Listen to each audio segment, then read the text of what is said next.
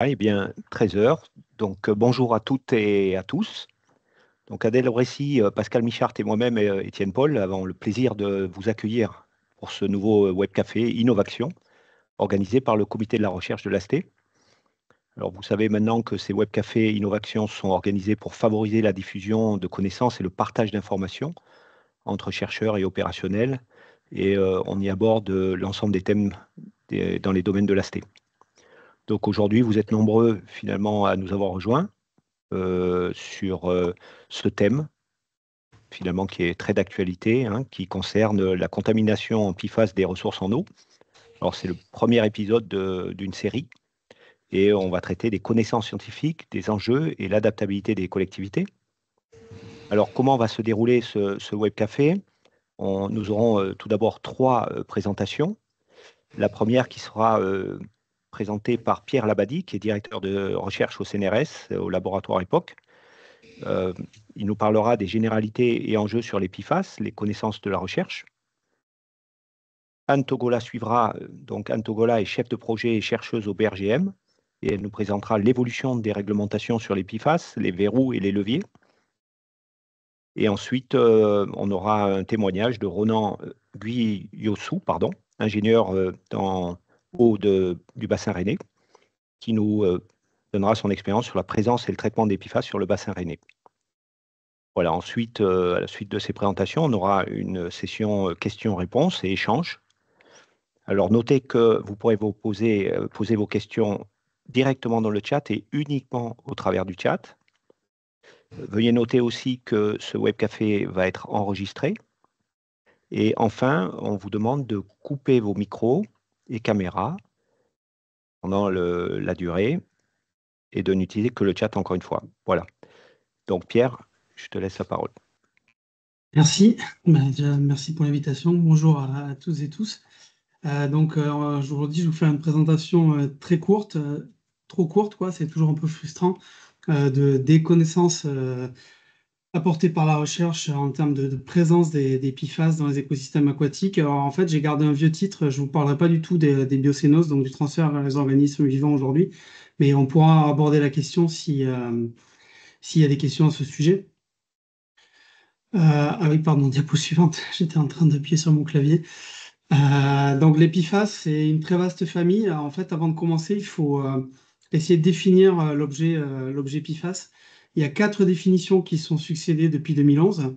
La première, elle était issue d'un consortium qui regroupait des acteurs académiques et industriels. Et l'idée, c'était à ce moment-là, en 2011, d'essayer de formaliser les choses, proposer des acronymes, essayer de borner la famille. Et depuis, on a eu 2 définitions proposées par l'OCDE en 2018 et 2021.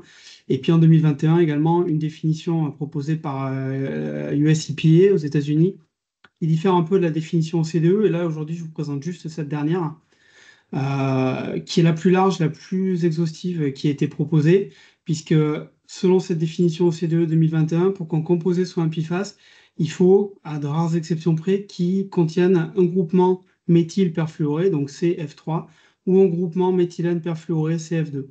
Donc juste sous, je ne peux pas du coup montrer, mais juste sous le texte, vous avez la formule du PFOS, qui est le type de composé auquel on faisait historiquement référence quand on parlait des PFAS. Voilà, des composés très fluorés, qui pourraient être perfluoroalkylés comme le PFOS ou polyfluoroalkylés si tous les atomes d'hydrogène de la chaîne carbonée n'avaient pas été substitués par des atomes de fluor. Et en passant à la définition OCDE, alors là, on change complètement de... On conserve les composés de type PFOS. En revanche, on va inclure des composés comme le fipronil et le composé qui est juste en dessous, qui présentent des structures différentes. Dans le fipronil, on a des composés, des motifs CF3, seulement CF3. Et dans la molécule qui est juste en dessous, on a simplement des molécules CF2. Donc c'est une définition super large qui fait que, outre les composés historiques, ben là, on va s'intéresser aussi à des composés de type pharmaceutique ou pesticides. Diapo suivante, s'il te plaît, Adèle. Donc, si on repart sur la définition OCDE 2018, qui était un plus restrictive, puisqu'il fallait qu'on ait 2 carbones adjacents, donc liés, qui comportent des atomes de fluor. Pourquoi je vous parle de celle-là? Parce qu'en fait, c'est beaucoup plus borné. En fait, pour celle-là, on sait qu'on a 4730 composés qui répondent à la définition, qui ont un numéro CAS, donc une identification non ambiguë. On estime qu'il y a 1500 à 3000 composés qui ont été mis sur le marché. Avec la définition 2021, on n'est pas sûr du nombre. En fait, on peut trouver tout et n'importe quoi. Dans la base de données PubChem, on a plusieurs millions de composés, mais dans un certain nombre, un grand nombre qui correspondent juste à des brevets, donc des composés qui n'ont pas été produits à l'échelle industrielle. On estime qu'on est plutôt autour de 15 000 composés pertinents. On en a environ 500 qui sont listés dans REACH au niveau européen, donc produits ou consommés à plus d'une tonne par an.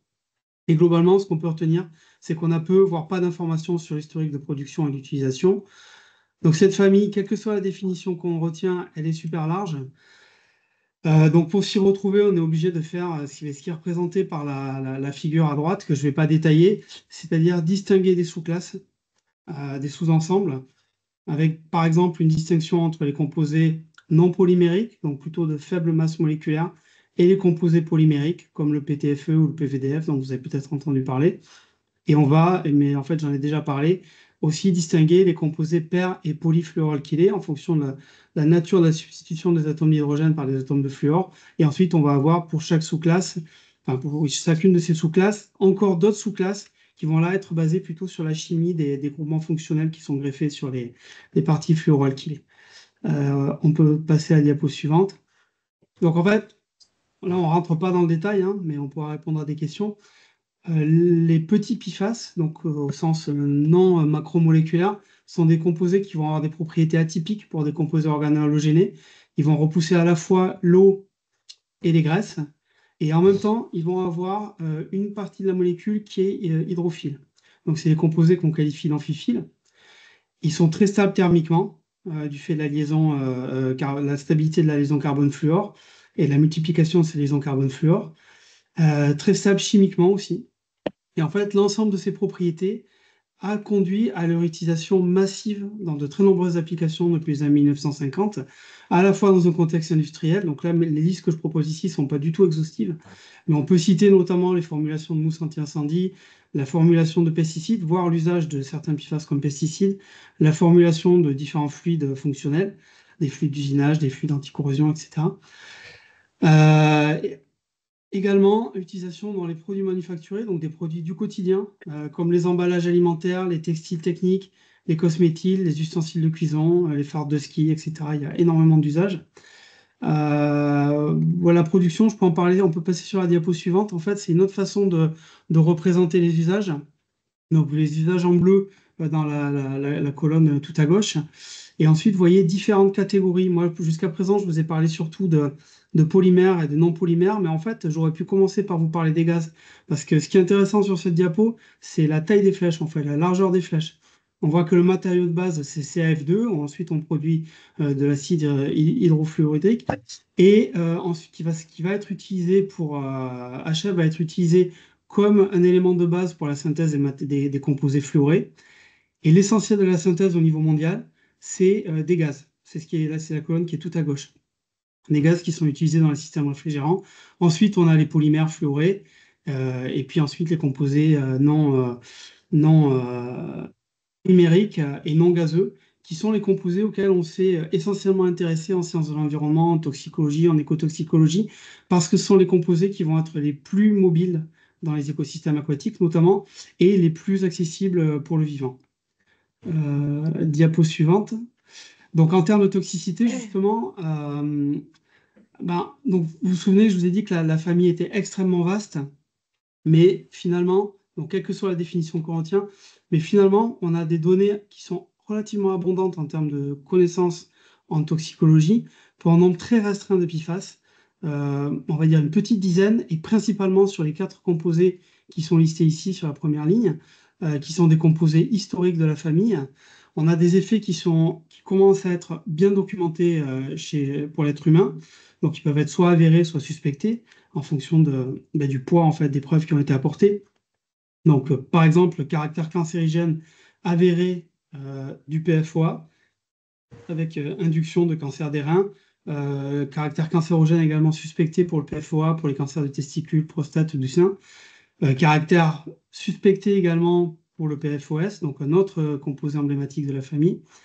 Des altérations du développement qui seraient liées à des interactions avec le système thyroïdien, altération du métabolisme du cholestérol ou la stéroïdogénèse, donc le métabolisme des stéroïdes, des hormones sexuelles, avec pour conséquence une altération du système reproducteur et également un impact sur le système immunitaire, notamment sur la réponse vaccinale, en particulier chez les enfants. Et actuellement, on est confronté à l'impossibilité de renseigner individuellement la toxicité de l'ensemble des PFAS, d'où, par exemple, la proposition de restriction universelle qui a été portée auprès de l'Agence européenne des produits chimiques sur une interdiction totale des PFAS dans l'Union. Diapo suivante. Puis je vais accélérer un peu parce que je n'ai plus beaucoup de temps en fait. Donc, les PFAS non polymériques, ils ont une émission et un comportement extrêmement complexe. Je ne vais pas détailler la figure, mais ce que vous pouvez retenir, c'est que cette complexité, elle est liée à la fois à l'existence de sources primaires, donc à l'usage direct de ces composés, et à l'existence de sources secondaires, par exemple en tant qu'impureté dans des polymères, également liées à la transformation de ces produits. On a beaucoup de difficultés actuellement pour prévoir a priori les transferts. On manque de modèles et de descripteurs. On parle parfois de polluants éternels dans le sens où on n'a pas identifié de processus de dégradation pertinent dans l'environnement pour un certain nombre de sous-groupes de PFAS, notamment les plus stables du type acide carboxylique ou sulfonique, certains éthers. En revanche, on sait qu'on a dans l'environnement des processus de transformation qui peuvent conduire à l'évolution des PFAS les moins persistants. Donc ça, c'est sur la diapo suivante. Donc là, c'est juste un exemple de, de dégradation. C'est la dégradation d'un composé qui s'appelle 6,2-FTAB par une souche bactérienne. On a des processus de transformation biotique et abiotique qui sont identifiés pour un certain nombre de PFAS dans l'environnement avec des temps de demi-vie extrêmement variables, avec une constante néanmoins, très nombreux intermédiaires réactionnels et surtout des produits de transformation terminaux qui sont très persistants. C'est ce qu'on voit sur cette diapo avec la formation in fine d'un tout petit acide carboxylique qui lui va être extrêmement stable. Donc au sens de Rich, en fait, finalement, tous les PFAS remplissent le critère très persistant, soit directement, soit indirectement via la production de produits de transformation très persistants. Donc, diapo suivante, bon, on va la passer parce que j'aurai pas le temps. Juste quelques résultats, vous montrer qu'en fait, les PFAS, bah, ils sont omniprésents dans les cours d'eau au niveau hydrographique à l'échelle nationale. Donc ici, c'est juste un extrait de résultats qu'on avait acquis dans le cadre d'une campagne nationale avec l'omniprésence des PFAS dans les sédiments, aussi bien en 2012 qu'en 2018, la présence de composés historiques et de composés émergents. Non, mais c'est bon, tu pouvais passer. Euh, on a également des données, donc bien sûr des données au niveau national, mais aussi européen pour les eaux de surface, c'est ce qui est présenté à gauche, et les eaux souterraines. Donc ça, c'est des cartes qui sont tirées d'une compilation de bases de données qui est proposée sur le site PFAS Data Hub, à laquelle vous avez librement accès. Donc ça montre l'ampleur finalement de la question. Diapo suivante. Voilà, il y a aussi des questionnements émergents qui sont liés à la prise en compte de composés à chaîne plus courte, par exemple. Ça fait partie des questionnements émergents qui répondent aux critères PMT, persistants, mobiles et toxiques, plus susceptibles de contaminer les ressources en eau, notamment les eaux souterraines. Donc ça, c'est vraiment un nouvel enjeu. Diapo suivante. Ouais, je vais passer. C'est juste dire qu'il y a des PFAS historiques et des PFAS émergents. On pourra en reparler. Bah, là aussi, je vais passer très rapidement. Juste vous dire qu'il y a certaines méthodes indirectes. Bon, on peut rester, non, mais on peut rester sur la suivante. Il y a des méthodes indirectes comme le top AC ou la spectrométrie de masse haute résolution qu'on peut mobiliser pour venir mieux qualifier la contamination et pas se limiter à la recherche de 10, 20 composés, quelques dizaines de composés pour vraiment essayer d'avoir une caractérisation plus globale. Ouais, on peut passer. Voilà, bah, je vais conclure en fait. Je suis désolé, je vais passer rapidement sur la fin. Donc les conclusions, c'est que les PFAS non polymériques qui sont extrêmement ubiquistes dans les écosystèmes, en particulier dans les milieux aquatiques, qu'on a une très grande diversité de composés potentiellement présents. L'image qu'on prend souvent, c'est celle d'un iceberg. Et nous, on travaille à faire en sorte de mieux caractériser cet iceberg, y compris la partie émergée. Contexte réglementaire, Anne vous en parler. Et puis voilà, il y a des perspectives de recherche, mais que je détaillerai pas parce que j'ai déjà été un peu trop long. Voilà, merci.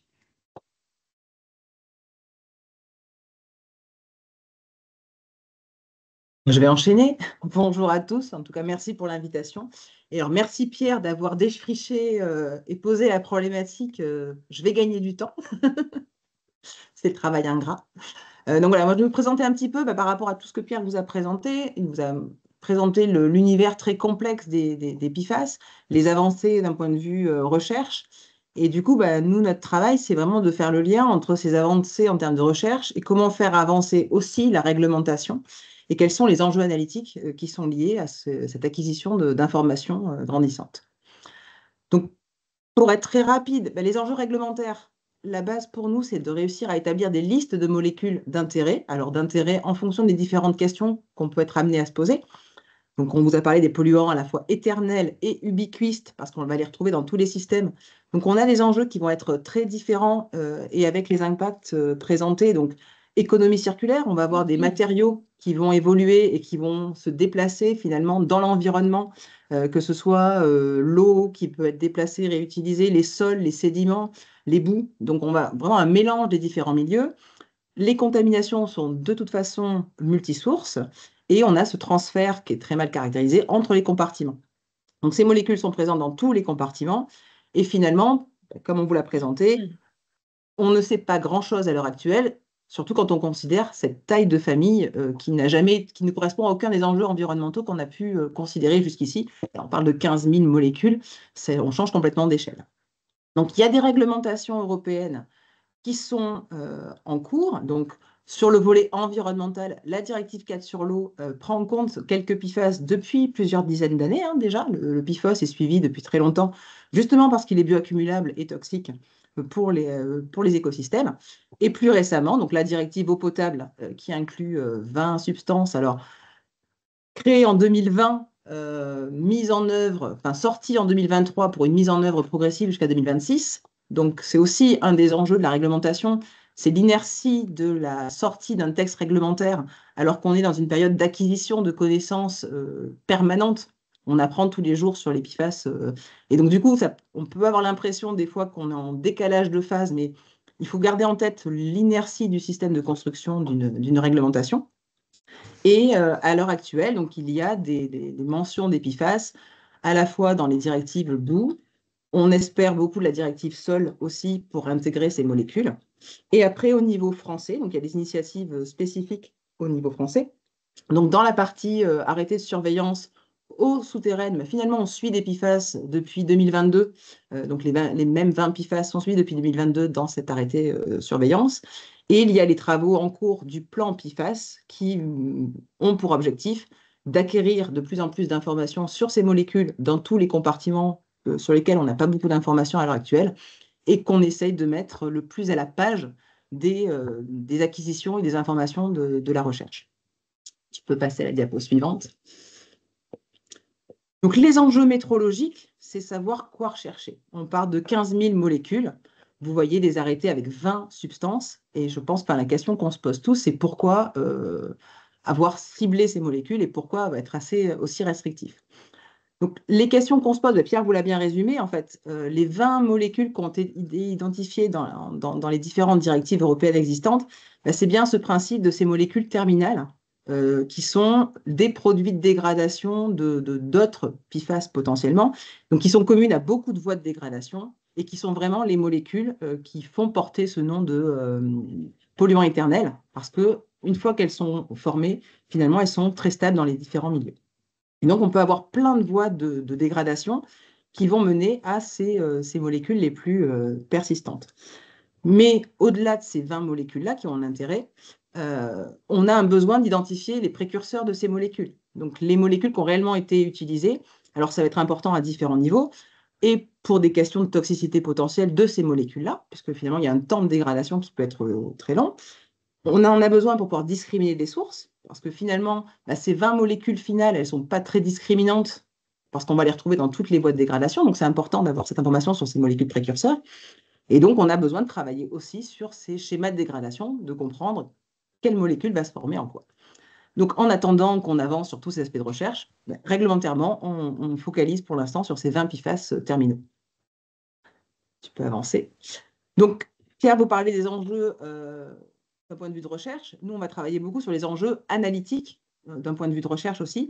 Et donc, globalement, ce qu'on essaye de développer, c'est différentes techniques d'analyse pour répondre aux différents enjeux. Donc, j'ai ce code couleur qui vous présente donc l'analyse quantitative ciblée, c'est ce qu'on a l'habitude de manipuler dans tous les domaines de surveillance.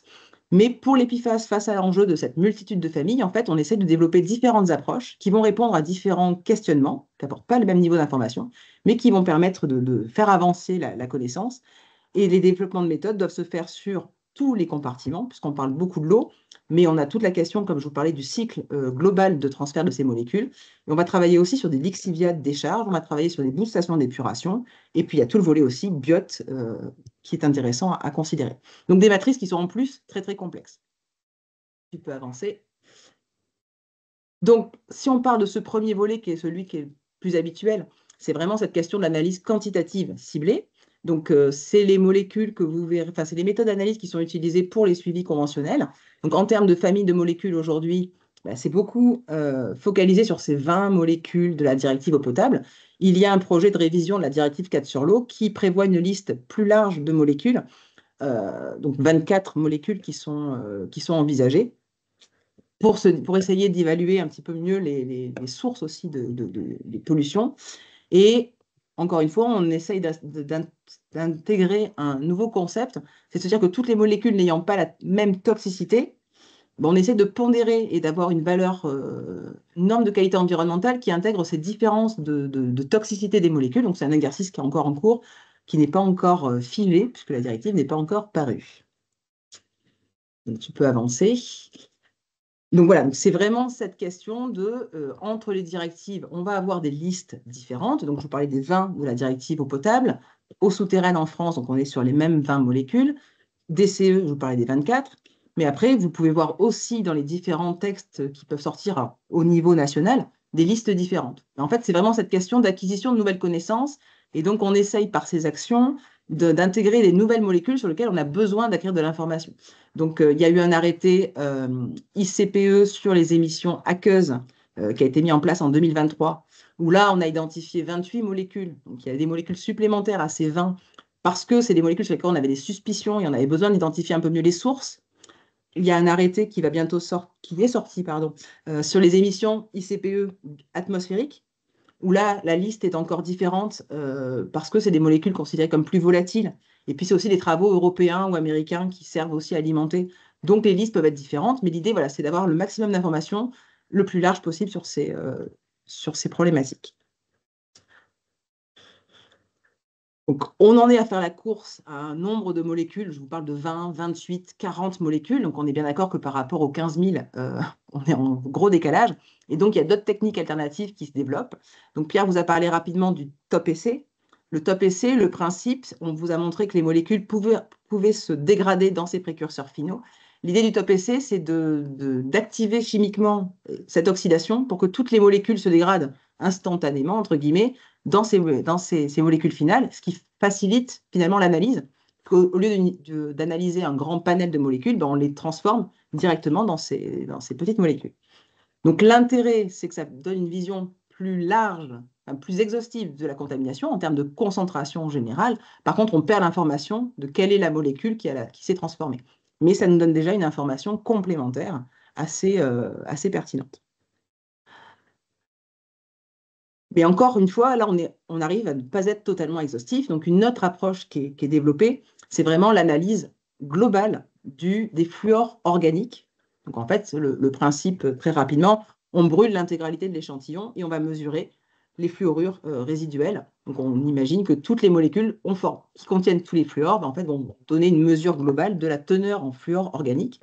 Alors, c'est intéressant comme mesure. C'est encore au-dessus en termes de concentration de l'analyse top essai présentée précédemment.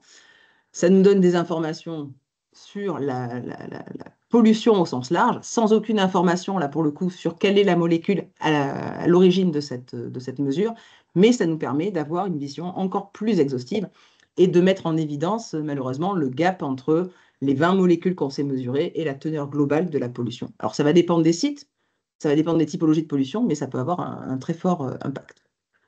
La difficulté et la problématique de cette approche-là, c'est que, donc Pierre vous parlait de la définition au CDE 2021 des PFAS, la structure chimique de la molécule fait qu'on rentre ou pas dans la catégorie PFAS. Ces techniques qui sont totalement destructrices, en fait, ne permettent pas de garantir que seules des molécules qui rentrent dans la définition PFAS sont analysées. Donc, on peut avoir des molécules non PFAS qui rentrent dans cet indice global. Donc, il est finalement majorant sur ce point de vue-là par rapport à vraiment la totale PFAS.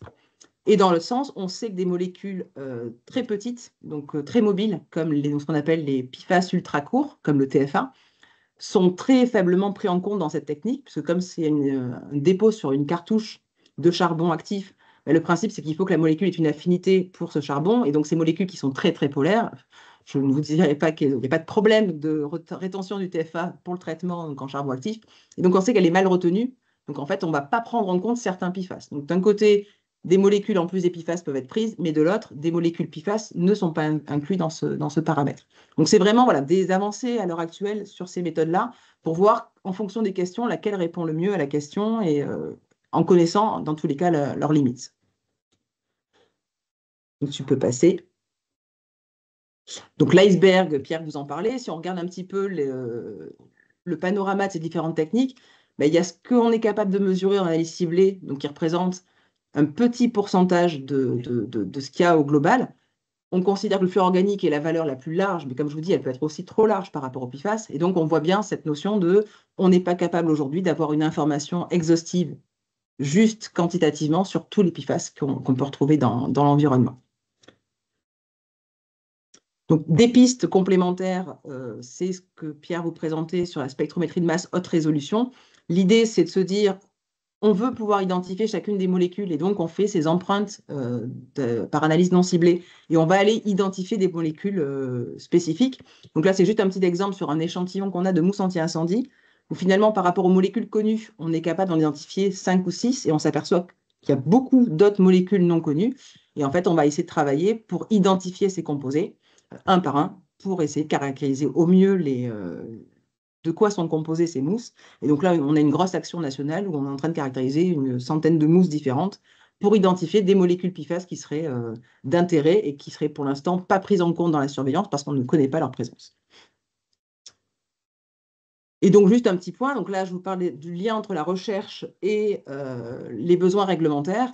Et donc, nous, notre travail au BRGM, c'est vraiment d'être à cette interface. Et donc, on travaille notamment dans le cadre du réseau Aquaref, où l'idée, c'est de faire basculer au mieux et au plus tôt tous les réussites de la recherche pour améliorer au fil de l'eau toute la partie réglementaire, mettre en place des normes pour que les laboratoires privés puissent se saisir de certaines problématiques. Et donc, c'est vraiment un des buts d'Aquaref, c'est vraiment de répondre à ces enjeux. Bon, ouais, donc en conclusion, très rapidement, on essaye de faire l'état des lieux, on a un besoin d'acquérir de l'information, on doit faire la part des choses entre ce qui est des techniques analytiques de recherche et les techniques analytiques réglementaires. Ce n'est pas forcément les mêmes techniques qu'on peut utiliser dans tous les cas parce que les besoins ne sont pas les mêmes.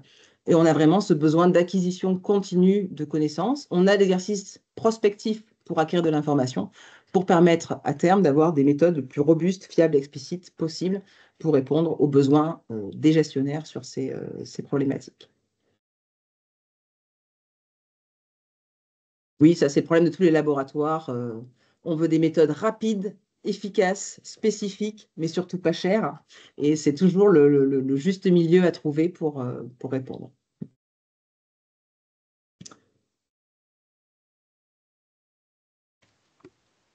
Merci Anne. Alors moi je vais prendre la suite, donc je vais vous présenter donc notre retour d'expérience sur Rennes, sur la présence et le traitement des PFAS, donc sur le bassin rennais. Alors très rapidement, je vais présenter Eau du bassin rennais. Donc moi je travaille à la collectivité. Donc dans cette collectivité, on rassemble 6 structures intercommunales en Ille-et-Vilaine, ce qui représente 75 communes et 550 000 habitants. Donc nous, la collectivité, on est compétent de la ressource en eau jusqu'au robinet des usagers. On a environ 17 captages, 12 usines de production d'eau potable et 72 réservoirs. Et donc nous, notre spécificité, c'est qu'on a presque un seul délégataire unique, qui est une société publique locale, donc la SPL Eau du Bassin Rennais, dont la métropole et la collectivité sont les actionnaires. Alors, comme l'a dit Anne, donc il y a donc les PFAS ont intégré donc la réglementation avec l'arrêté du 30 décembre 2022. Donc nous, dès 2023, lorsque on a appris donc cette modification, on a mené des premières campagnes. Donc tu peux montrer le graphique, merci. Donc nous, on a d'abord cherché donc sur toutes nos ressources en eau les nouveaux paramètres de qualité d'eau de la directive. On n'a eu aucun problème sur tous ces paramètres, mis à part pour la somme des 20 PFAS. On a retrouvé des PFAS sur une de nos ressources situées au sud-ouest de Rennes, qui est l'étang des Baugrières. Donc là, vous pouvez voir sur le graphique, on était à peu près à 170 nanogrammes par litre. Donc cette pollution nous a surprise, parce qu'on ne s'attendait pas à retrouver des PFAS à Rennes, loin de toutes les usines de production. Néanmoins, c'est pas très problématique pour nous parce que l'étang des Baugrières, c'est une ressource de secours. On l'a utilisé en 2022, par exemple, pendant la sécheresse. Et cette ressource est diluée par une autre ressource plus importante en entrée d'usine, ce qui nous permet mathématiquement d'éliminer ce problème. Néanmoins, ça a quand même intrigué les élus, la présence de ces PFAS. C'est pourquoi en 2024, donc, on a lancé une nouvelle campagne d'échantillonnage spécifique PFAS sur l'étang des Baugrières et plus généralement toute son aire d'alimentation, on va dire hydrogéologique. Donc là, vous avez sur cette carte la ville de Rennes avec sur la gauche l'étang des Baugrières qui est situé avec d'autres étangs tout le long de la Vilaine. Donc avec une stagiaire l'année dernière, on a effectué 8 campagnes d'échantillonnage au printemps 2024, ce qui a représenté, avec 40 points d'échantillonnage, ce qui représente un premier jeu de données assez conséquent de 240 points. Alors on a aussi, donc notre délégataire, la SPL, a fait également un suivi des PFAS sur l'usine de production d'eau potable de Lilion, qui est alimentée par des forages, mais qui est juste à côté de l'étang des Baugrières. Donc on s'est demandé est-ce que la nappe ne serait pas également contaminée. Donc c'est une usine voilà, assez petite de 140 mètres cubes par heure. Et il y a un suivi bimensuel des PFAS depuis février 2024. Et sur cette usine, la spécificité, c'est qu'il y a 3 filtres à charbon actif en grain. Donc on va revenir dessus tout à l'heure sur les performances de traitement. Donc sur les résultats de la campagne 2024, donc sur les 240 échantillons, il y en avait dans la zone d'étude, on va dire 2 tiers qui étaient au-dessus de la norme pour les eaux traitées, de 100 nanogrammes par litre. On avait la moitié des échantillons à plus de 200 nanogrammes par litre et 10% des échantillons au-dessus de 500 nanogrammes par litre. Donc là encore, ça nous a vraiment surpris. On ne s'attendait pas à retrouver autant de PFAS à des concentrations aussi élevées. Alors si on affiche la carte ci-dessous, donc on a d'abord été confirmé sur l'étang des Baugrières qu'on retrouvait bien les mêmes concentrations qu'en 2023. Donc c'était le cas. Donc on a fait 4 points d'échantillonnage que vous voyez les losanges en rouge sur tout autour de l'étang pour vérifier que les résultats étaient robustes. On s'est également intéressé à la nappe souterraine. Donc ça c'est des piézomètres que vous voyez en vert sur la carte. Et on a retrouvé globalement à peu près les mêmes concentrations entre la nappe et l'étang, entre 150 et 250 nanogrammes par litre. Donc là, ça nous a indiqué qu'il y avait une contamination homogène de l'étang des Baugrières et similaire avec celle de la nappe souterraine qui est à 15-20 mètres en dessous de l'étang. Alors ensuite, on a fait des points de prélèvement sur l'ensemble des autres étangs qui sont situés en bord de Vilaine et à côté de l'étang des Baugrières. Et c'est là en fait qu'on a retrouvé des pics de PFAS très importants. Donc là, vous pouvez voir sur la carte, par exemple, l'étang du Petit Jacques, on est monté, il y a un échantillon, on est monté jusqu'à 4500 nanogrammes par litre. Donc là aussi, encore une fois, totale surprise, on ne s'attendait pas à ce que ces étangs, où il y a notamment des pêcheurs, soient aussi pollués en PFAS.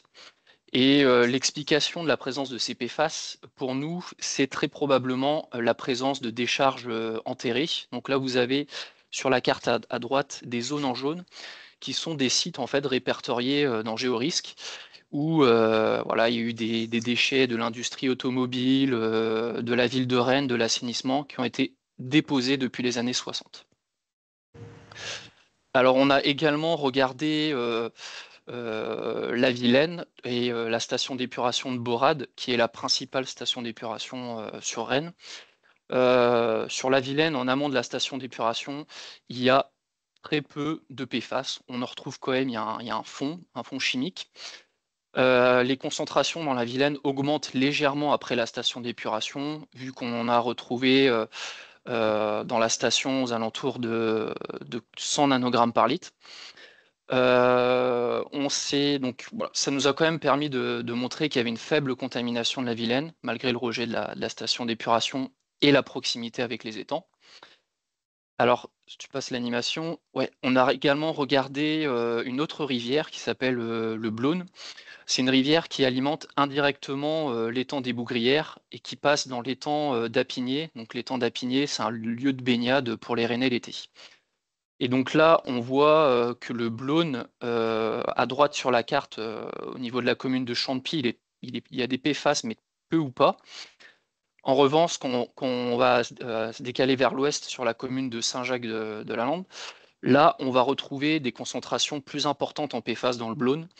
Et là, on suspecte à nouveau la présence de certaines décharges enterrées sur cette zone de la commune de Saint-Jacques. On a également été regarder ce qui se passait dans les eaux pluviales. Donc, on a échantillonné plusieurs bassins d'eau pluviale. On a eu des résultats cette fois-ci assez hétérogènes, hein. Il y a certains bassins d'eau pluviale, par exemple, on voit à droite, à Briquigny, il y en a un qui a 25 nanogrammes par litre. Un bassin d'orage à 100 mètres à côté, on est à 355 nanogrammes par litre de PFAS.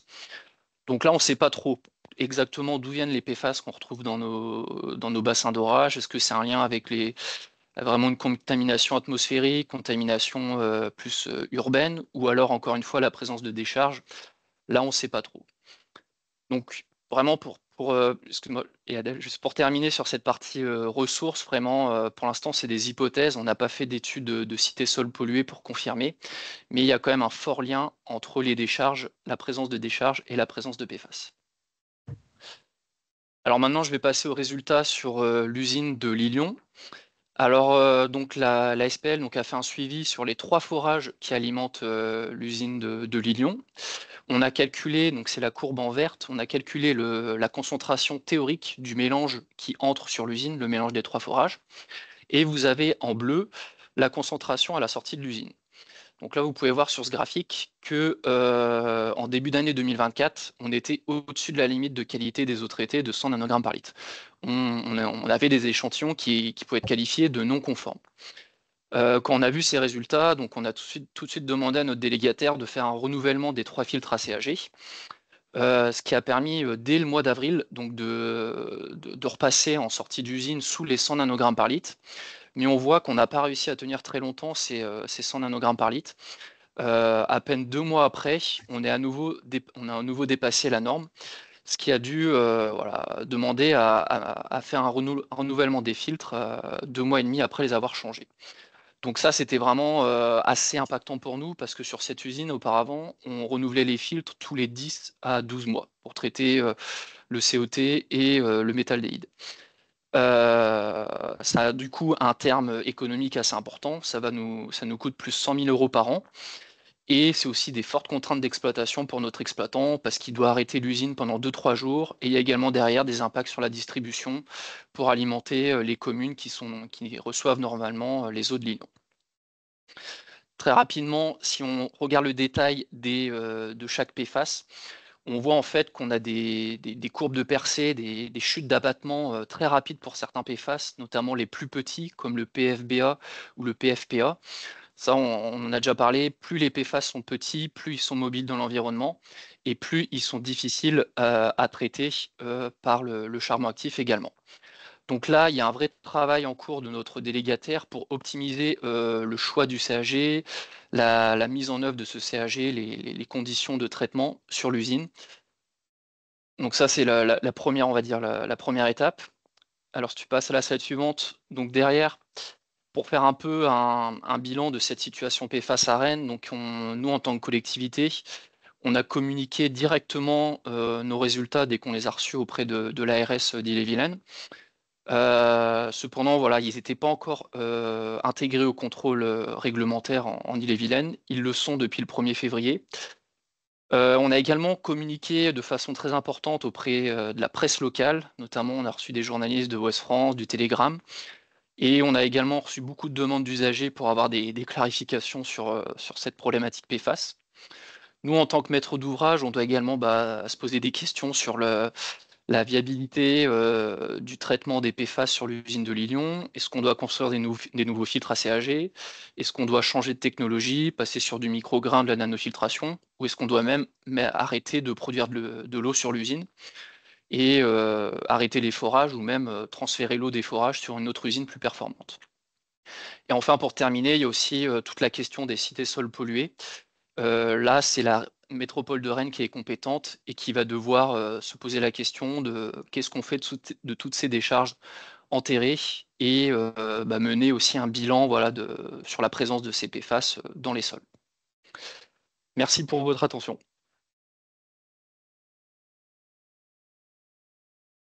Eh bien, merci à nos 3 orateurs pour cet aperçu complet sur les PFAS. Donc, j'ai pas eu le temps, en même temps que je passais les slides, de lire les questions, mais je crois qu'il y a déjà une question sur tout ce qui est analytique. Quel prestataire, combien ça coûte? Est-ce que c'est une limite pour les... Est-ce que ce coût analytique, c'est une limite pour le, l'apport des connaissances? Donc, peut-être 2 points de vue, un point de vue opérationnel de Ronan déjà pour savoir ouais, quel est le coût pour une collectivité de faire une étude comme ça? Alors en termes de coûts, analytiques, nous on n'a pas payé très cher nos analyses de PFAS avec Carso. C'était un peu moins de 50 € si je me trompe pas. Donc ça, c'était pas vraiment le problème. Je pense par contre on y a passé du temps en temps humain. Heureusement, on avait une stagiaire pour travailler sur ce sujet, mais voilà, ça mobilise quand même beaucoup de temps et aussi derrière la communication des résultats, les échanges avec l'ARS, les usagers. Là aussi, c'est on va dire des coûts un peu cachés, mais qui mobilisent, qui nous ont beaucoup mobilisés. Et juste d'un point de vue par rapport aux approches réglementaires, en effet, je pense que les 20 PFAS qui sont réglementaires, le coût reste raisonnable. La difficulté, c'est, je pense, quand il y a eu des tentatives de rajouter quelques molécules dans les suivis, forcément, c'est plus cher. Après, nous, c'est vraiment l'objectif de nos actions qui sont vraiment entre la R&D. Il n'y a pas que nous, hein, il y a beaucoup d'organismes qui travaillent dans ce cadre-là. Mais l'idée, c'est de faire des campagnes beaucoup plus larges sur nos fonds d'établissement ou financés par les différents ministères pour justement identifier quelles seraient les molécules vraiment pertinentes à surveiller parce que si on propose des listes de 150 molécules, les prix vont être absolument délirants. Là, l'idée, c'est de faire les études les plus exhaustives possibles pour identifier quelles sont les molécules très importantes à suivre et pour quelles raisons. Donc, l'idée pour nous, c'est de réduire au maximum les coûts pour que ça reste pertinent à suivre. Donc, on comprend bien ce besoin. Des questions sur les incertitudes liées à la fois aux analyses et aux prélèvements. Je sais pas quoi. Ronan, si tu as réfléchi à ça. Alors pour les incertitudes, Carso nous avait annoncé à peu près 20% d'incertitudes sur les échantillons. Après, sur les prélèvements, on a quand même fait 8 campagnes sur chaque point de mesure. Donc ça commence à être, comme je pense, assez robuste. Bon, c'est peut-être pas d'un point de vue statistique, mais d'un point de vue, on va dire, opérationnel, 8 points huit campagnes sur chaque point d'échantillonnage, ça permet quand même d'éviter une source d'erreur analytique, une source d'erreur trop importante, quoi. Est-ce que, donc, un peu des questions sur les sources, il y a une question sur l'influence de l'aéroport près des étangs. Alors l'aéroport, on a été les voir. Ils nous ont assuré qu'ils n'utilisaient plus de mousse anti-incendie PFAS depuis 2015. Néanmoins, on n'est pas à l'abri qu'avant 2015, ils en aient utilisé beaucoup, même si d'après eux, ils ont fait très peu d'exercices incendie. Voilà, après, voilà, ça reste une source, on ne pourra jamais dire que c'est eux ou que c'est pas eux. Ils auront peut-être participé indirectement. Néanmoins, on est quand même plutôt sur les décharges qui sont à l'origine des PFAS principalement. Ok, merci. Et des questions sur les listes de substances. Est-ce qu'il y aura des listes de molécules pour les boues? Et est-ce qu'il y a des listes de PFAS, plutôt pesticides, plutôt médicaments? Alors, C'est trois questions en une, hein, mais oui, oui. Alors, sur les listes de PFAS, pesticides, PFAS, médicaments, oui, il y a eu des travaux, que ce soit européens ou nationaux, pour identifier quels sont les PFAS, pesticides qui ont une autorisation de mise sur le marché. Ça, je pense que c'est l'ANSES qui a accès à ces listes, enfin, qui a diffusé ces listes-là. Et sur les pharmaceutiques, c'est une étude américaine. Donc, la question, c'est qu'on n'a pas forcément le tri de ce qui est vraiment utilisé en France. Mais on a, enfin, en fait, c'est la structure chimique de la molécule, donc on peut facilement, on peut faire la liste de toutes les molécules qui ont cette structure PFAS qui rentrent dans la catégorie. Et sur les listes, c'était quoi l'autre question? Sur les listes de PFAS, pesticides ou médicaments? Non, Oui, ça. ça c'est bon. Oui, Et ben, pour les Pour les bouts. réglementaires, pour les boues, pardon. ben, pour l'instant, il n'y a pas de réglementation sur les boues. Donc, il y a une discussion en cours sur le suivi dans les stations d'épuration, donc entrée et sortie. Donc, on est en train de discuter beaucoup sur quelles sont les listes de substances à suivre. Et la question des boues n'est pas encore réglée. Donc, on n'a pas encore ni de liste ni d'assurance que les boues seront prises en compte dans cet exercice-là. Ok, peut-être rapidement des questions analytiques et après on passera aux d'autres questions plus collectivité. Pour le top essai, est-ce que des molécules organofluorées non PFAS peuvent être inclus dans le résultat? Peuvent-elles s'oxyder en PFAS? Je dirais que non, j'écoute Pierre. Oui, Parce que vu que les Non, je produits de réfléchis. dégradation, c'est des PFAS, j'ai du mal à voir Ouais. comment. Non, je ne pense pas. Non, je pense pas. ok, merci. Il y avait une question sur les méthodes analytiques pour les boues, justement. Bah, c'est les mêmes méthodes que sur les eaux. Après, c'est une étape comme pour les sols. En fait, c'est des extractions. Et après, c'est de l'analyse chromatographique. Après, on a des enjeux sur comme il y a beaucoup de matière organique, ça a un gros effet sur les effets matrices qu'on peut avoir dans une méthode d'analyse. Donc, on a souvent des performances. Enfin, c'est normal d'avoir des performances moins bonnes que sur les échantillons d'eau. Mais bah, pour l'instant, en fait, c'est un cercle vicieux. C'est que je pense que tant qu'il n'y a pas de réglementation qui demande de la surveillance sur ces matrices, les laboratoires prestataires ne les proposent pas encore, mais il y a des laboratoires qui en font, qui font des Je mesures. pense que ça rejoint un peu la question qui était posée sur les incertitudes. On est un peu contraint quand même par rapport à la disponibilité des composés, que ce soit les composés natifs qu'on cherche à doser. Je ne sais pas si vous m'entendez, il y a des travaux. Mm. Ou les étalons internes qu'on utilise pour la quantification et voilà, plus on multiplie le nombre d'étalons internes et plus on va réduire les incertitudes. Mais ça c'est un coût aussi.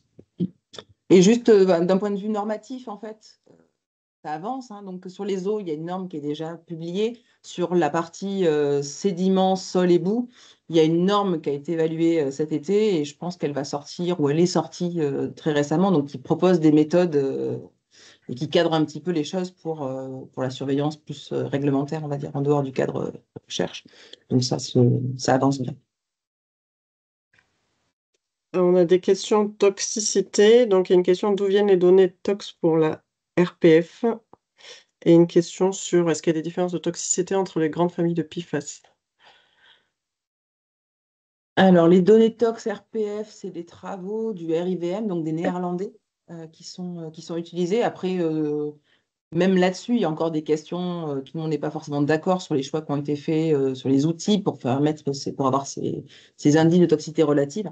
Donc, il y a différentes approches qui sont en construction dans les projets européens là, qui vont bientôt finir. Donc, voilà. Ceux qui sont pour l'instant proposés en réglementation, c'est ceux du RIVM néerlandais. Il reste une question sur donc plutôt pour Ronan, hein, quelles sont les actions qui ont été mises en place vis-à-vis du grand public? Est-ce qu'il y a eu des restrictions d'usage par les mairies, la préfecture, etc.? Je pense que tu as déjà un peu répondu, mais peut-être compléter ça. Alors, effectivement, il n'y a pas eu de restriction d'usage vu que les PFAS n'étaient pas encore intégrés au contrôle réglementaire de l'ARS 35.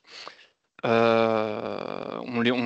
a quand même prévenu tout de suite dès qu'on a reçu nos résultats et on a renouvelé dès que possible les charbons les charbons actifs. Donc il y a peut-être eu, ouais, entre le moment où on a eu les résultats et le temps où l'eau était conforme, il y a peut-être eu plus 3-4 semaines où on était au-dessus des 100 nanogrammes par litre.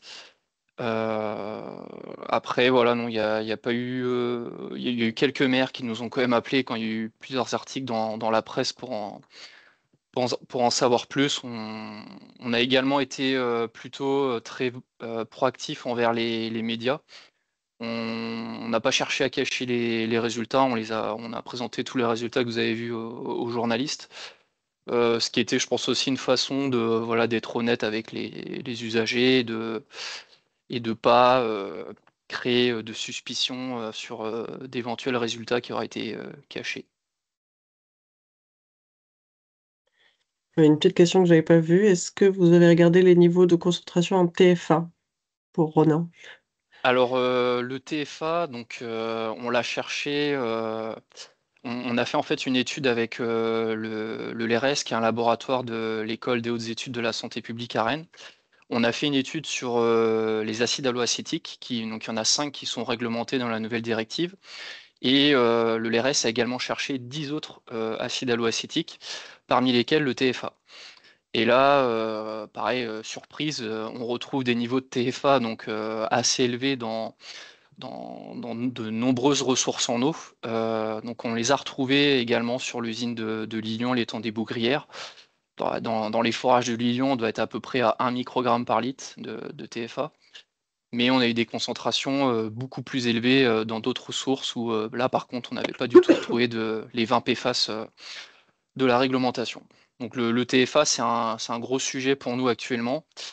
Et on a lancé un dispositif de thèse avec l'université de Rennes 1 et le laboratoire Géosciences pour s'attaquer à cette question du TFA et sa formation et sa présence dans certains bassins versants agricoles. Merci.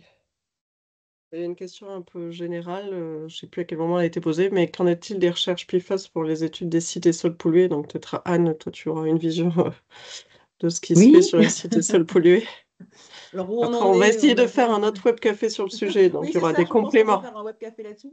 Non, il y a beaucoup d'actions. Bon, je vous parlais tout à l'heure du plan PIFAS, il y a beaucoup d'actions sur cette question-là. Il y a les actions justement sur identifier, prioriser les sites les plus potentiellement impactés, donc les ressources en eau les plus potentiellement impactées par des pressions PIFAS liées aux sites et sols pollués. Donc, on parlait des mousses anti-incendie. Donc, c'est un vrai sujet et je pense qu'on s'est posé la question, on s'est tout posé la question de l'aéroport Saint-Jacques à côté, quel peut être son impact? C'est une des sources principales quand même qu'on identifie, c'est cette partie utilisation des mousses anti-incendie au sens large. Donc oui, il y a pas mal d'études qui sont en cours. Alors nous, notre travail, c'est de faire des méthodologies, hein. Donc on ne travaille pas sur des sites pour des industriels pour cette question-là. Mais oui, en effet, c'est un vrai sujet d'actualité. Une question qui vient d'apparaître, la ressource de l'étang était-elle déjà contaminée en pesticides et leurs métabolites? Et si oui, est-ce que le charbon était performant pendant 12 mois? On sort un peu des PFAS, mais... Alors, l'étang, non, il n'y a pas de contamination particulière, sachant que l'eau de l'étang, en fait, elle va pas vers l'usine de Lilian. C'est seulement l'eau des 3 forages qui va à Lilian. L'eau de l'étang va sur notre plus grosse usine, l'usine de Villejean, qui est à Rennes également. Et voilà, il y a pas de problème habituellement sur cette ressource en eau, à part peut-être vraiment certaines périodes d'été, on peut avoir des cyanobactéries, et encore, ça, c'est quand même assez stable. Ah ouais, j'allais poser cette question, donc ça tombe bien. Existe-t-il des travaux sur l'importance des voies de contamination en PFAS entre l'air, l'alimentation et l'eau? Donc c'était une de mes questions aussi. On parle beaucoup de l'eau potable, mais au final, vu tous les usages dont vous avez parlé, est-ce qu'il n'y a pas une contamination directe par d'autres voies ou via l'alimentation? Est-ce qu'il y a des connaissances là-dessus? Ben, ce que je vous disais, là, on vient de voir, il y a une étude qui vient de sortir sur la contamination de l'air autour de Lyon. Il y a des travaux qui démarrent pour caractériser les émissions atmosphériques des industries, parce qu'en effet, c'est une vraie question. Et sur la partie alimentation, en fait, il y a des travaux aussi d'acquisition de données sur les matrices alimentaires. pour documenter quelles seraient les différentes sources de contamination, parce qu'on voit bien là où ça a été exploré, qu'il y a des contaminations particulières. On parle des œufs, on parle de plein d'aliments. Donc en effet, la question, c'est ce risque d'avoir différentes sources de contamination, que ce soit l'air, l'alimentation et l'eau. Donc il faut déterminer quelle est la part de chacun et encore une fois, quelles sont les molécules qu'on va retrouver dans les différents milieux, parce que ce n'est pas forcément les mêmes qui vont s'accumuler dans l'alimentation ou qu'on va retrouver dans l'eau. Après, ce qui était considéré jusqu'à présent, dans le cas général, c'est que c'était plutôt l'alimentation, les produits de la mer, la viande, les œufs, qui étaient la principale source d'exposition humaine. Après, il y a des points singuliers. Si on consomme une eau qui présente des concentrations très élevées, ben alors là, la contribution de la consommation d'eau potable peut être significative. L'air ambiant, pour l'instant, c'était sous les radars, essentiellement parce qu'il y a des problèmes de mesure, hein, des problèmes météorologiques. Mais voilà, ça c'est en passe d'être réglé. En tout cas, il y a des progrès qui sont faits. Donc je pense qu'on va peut-être être amené à revoir, peut-être pas les grandes tendances, mais en tout cas à l'échelle locale, dans des situations singulières, mieux hiérarchiser les voies d'exposition. Il y a des travaux dans ce sens qui sont menés en tout cas. Mais l'exposition avec l'usage des tissus autour de nous, si on porte une veste, les poils, on en a entendu parler. Ouais, alors ce type de transfert, je pense que c'est pas ce que je verrais comme vraiment significatif en tant qu'exposition directe. Déjà, tu as mentionné les poils, c'est ça que tu as fait? Oui, je dis les poils ou les Voilà. Ouais, les mais alors, en manteaux, fait, il y a des travaux qui montrent quand même que si tu cuis un aliment dans une poêle téflonnée, enfin avec du PT, un revêtement en PTFE, je sais pas si vous m'entendez, parce que ça Oui, reprend. si, c'est bon. Bah, en fait, le transfert, il est minimal, hein, par rapport, déjà, il y a un relargage qui est relativement faible et tes aliments sont déjà contaminés, en Oui. fait. Donc, en relatif, c'est le Je vais problème racheter avec une les poêle, polymères, alors. le problème avec les polymères, il n'est pas lié à la phase d'utilisation.